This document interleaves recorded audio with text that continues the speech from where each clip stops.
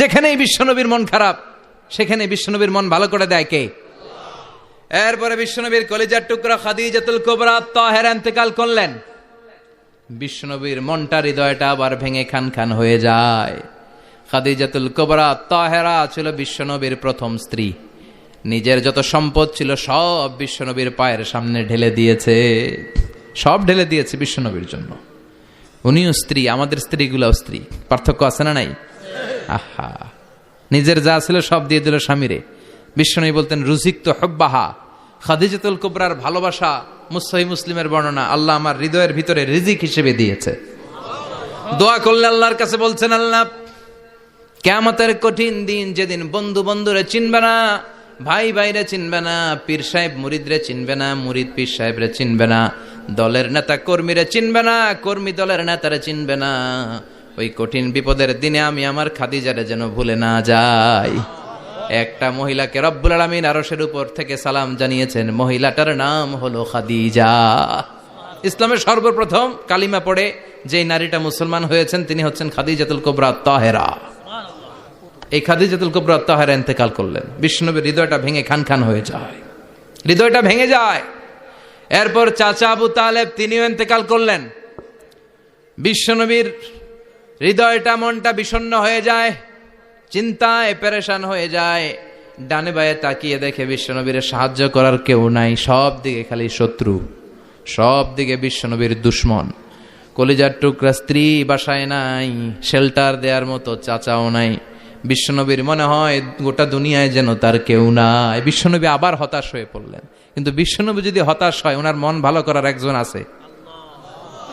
তিনি কে?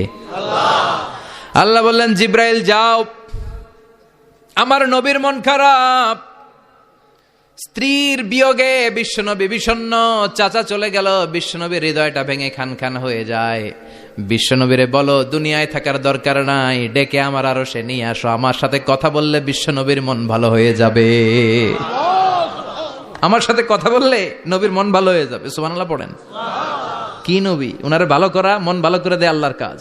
সুবহানাল্লাযী আসরা বিআবদিহি লাইলাম মিনাল মাসজিদিল হারামি ইলাল মাসজিদিল আকসা। এখানে বলা হলো ইসরার কথা, আর মেরাজ সাব্যস্ত হয়েছে হাদিস দ্বারা। জোরে কোন ঠিক কিনা? মেরাজ নিয়ে গেলেন, ঊর্ধ্ব জগতের ভ্রমণে নিয়ে গেলেন।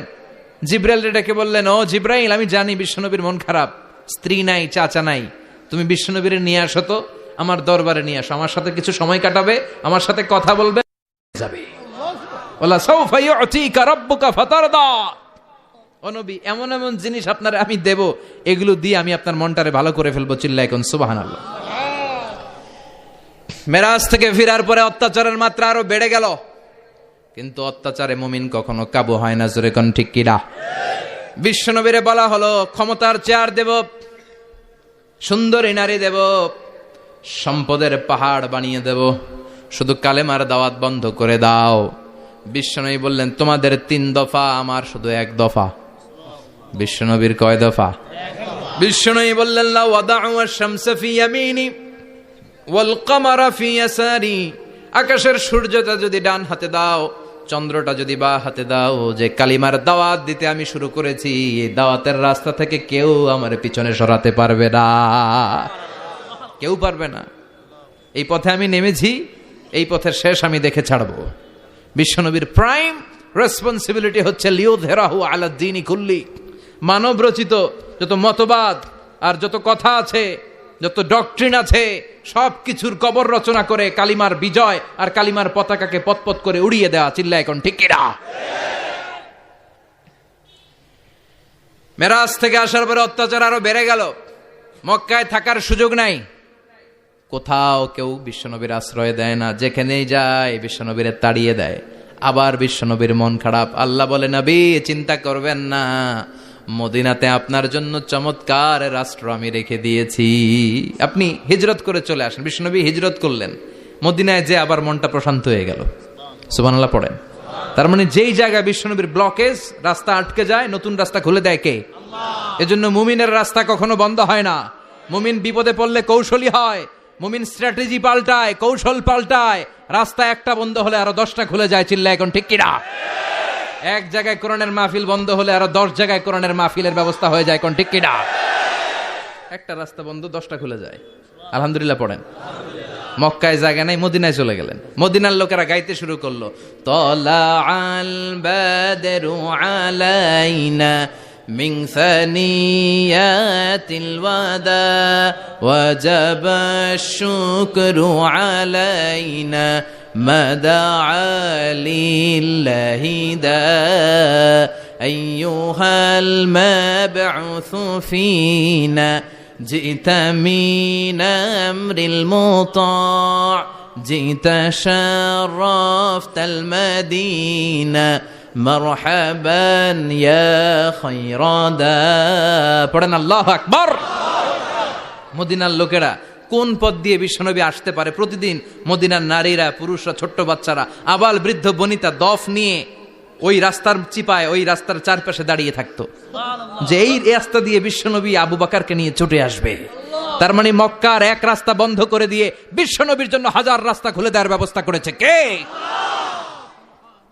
ওয়ালা সাউফা ইউতিকা রাব্বুকা ফাতারদা। ও নবী, অচিরে এমন এমন সুযোগ আপনারে আমি করে দেব, এগুলো পেয়ে আপনি খুশি হয়ে যাবেন। সুবহানাল্লাহ পড়েন।